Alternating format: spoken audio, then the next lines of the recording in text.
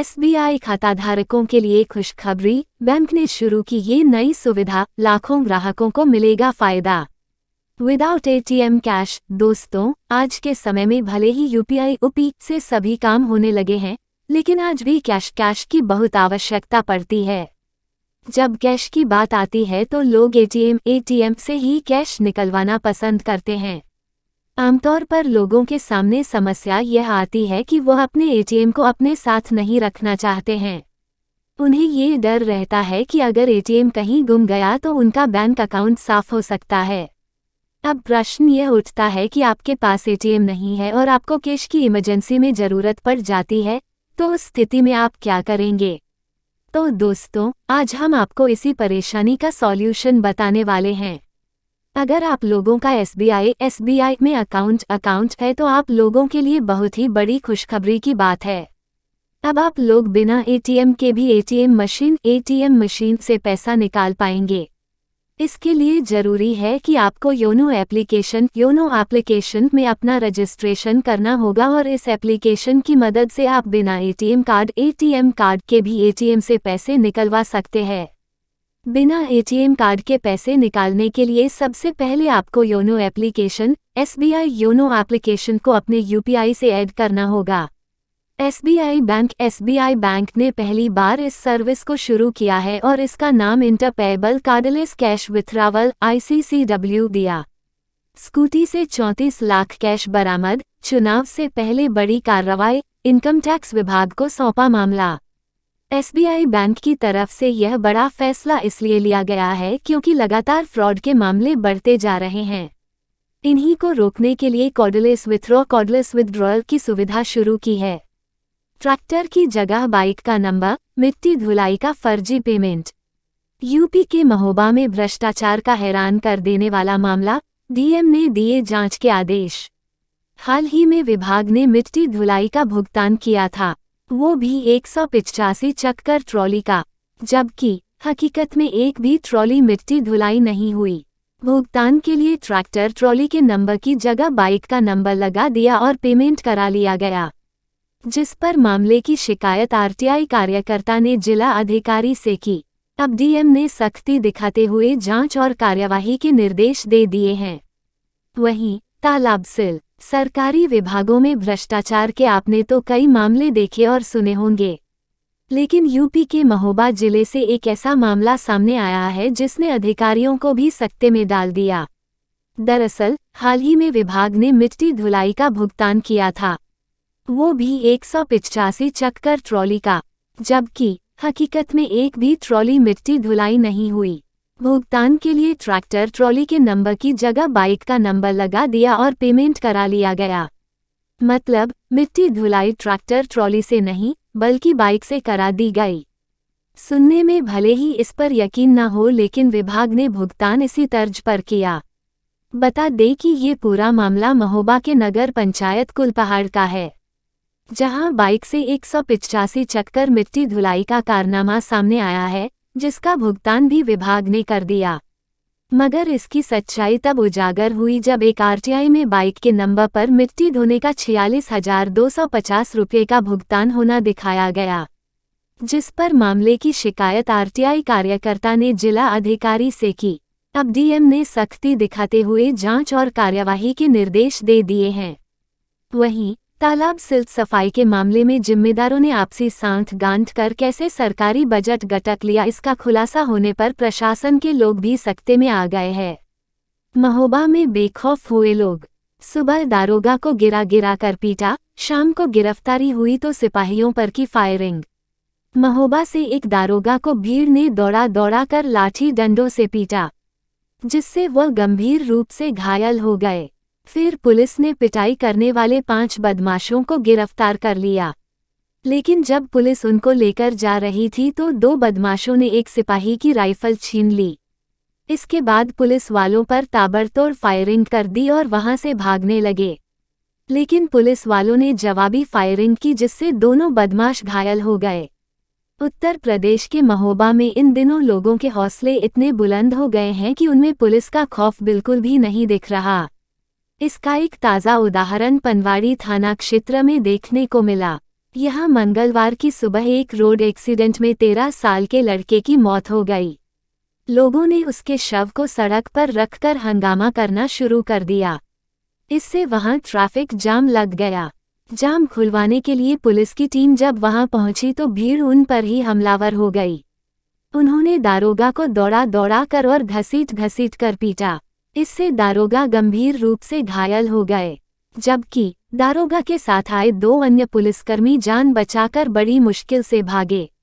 दारोगा की पिटाई का वीडियो भी सोशल मीडिया पर वायरल हुआ था। इस मामले में पुलिस ने तुरंत कार्रवाई करते दारोगा से मारपीट करने वाले 5 लोगों को गिरफ्तार कर लिया। लेकिन जब शाम को पुलिस उन लोगों को लेकर जीप से जा रही थी तो बदमाशों ने शौच के बहाने गाड़ी रुकवाई। फिर गाड़ी से उतरकर एक पुलिसकर्मी की राइफल छीन ली और ताबड़तोड़ फायरिंग करना शुरू कर दिया। इसके बाद वे लोग वहां से भागने लगे, लेकिन पुलिस ने भी बिना मौका गंवाए जवाबी कार्रवाई करते हुए उन लोगों पर फायरिंग कर दी। इससे 2 बदमाशों के पैर में गोली लग गई। वे लोग गंभीर रूप से घायल होकर वहीं गिर गए। पुलिस ने उन्हें फिर से पकड़ लिया, लेकिन इस फायरिंग में 3 पुलिसकर्मी भी घायल हो गए थे, जिस कारण पुलिस के घायल जवानों सहित घायल बदमाशों को सीधे अस्पताल ले जाया गया। वहां उनका इलाज जारी है। कानपुर स्कूल में 11वीं के छात्र ने टीचर को मारी गोली। एक दिन पहले लड़की से छेड़छाड़ पर हुई थी पिटाई।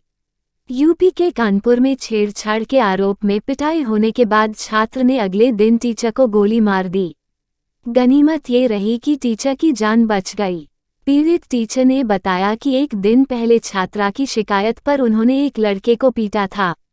अगले दिन स्कूल आते ही उसने तमंचे से उन पर गोली चला दी। उत्तर प्रदेश के कानपुर में एक स्कूल टीचर को क्लास में छात्र को पीटना भारी पड़ गया।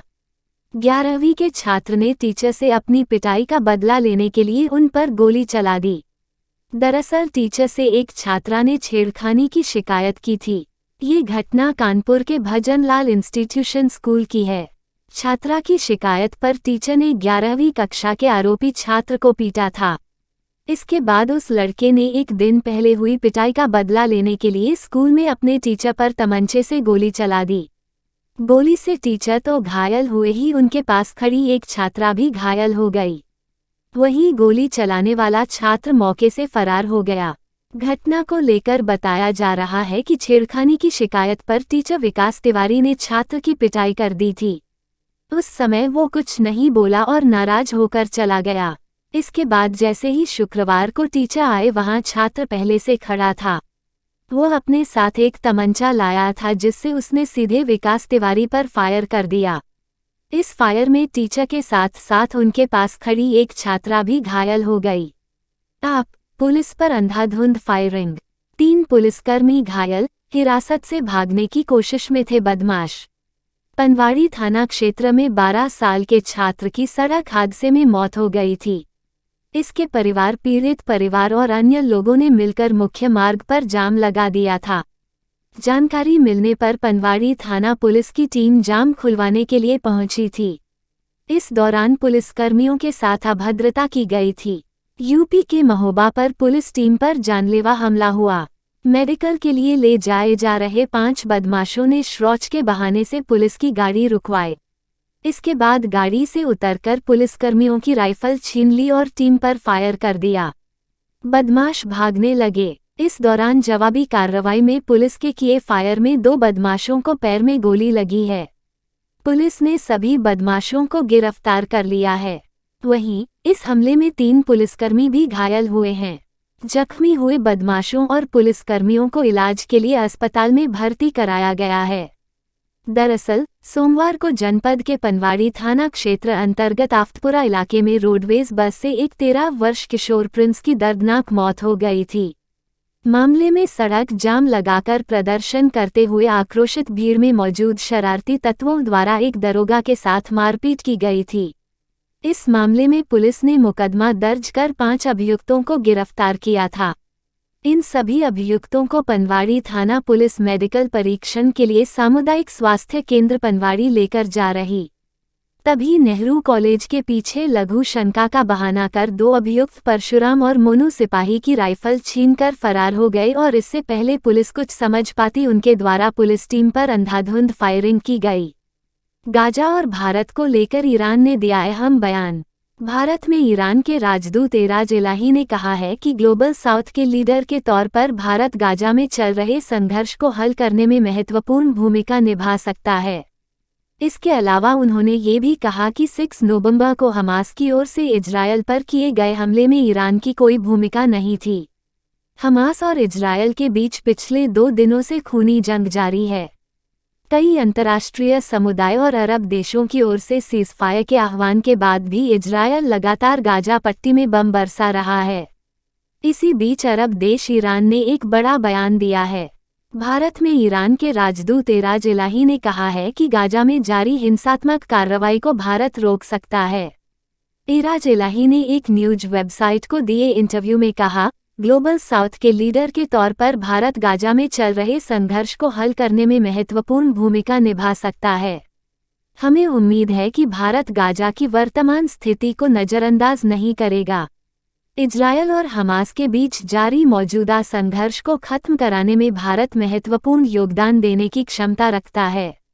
भारत में ईरान के राजदूत एराज इलाही ने आगे कहा, भारत हमेशा से वैश्विक मंचों पर नैतिकता और मानवता के साथ खड़ा रहा है।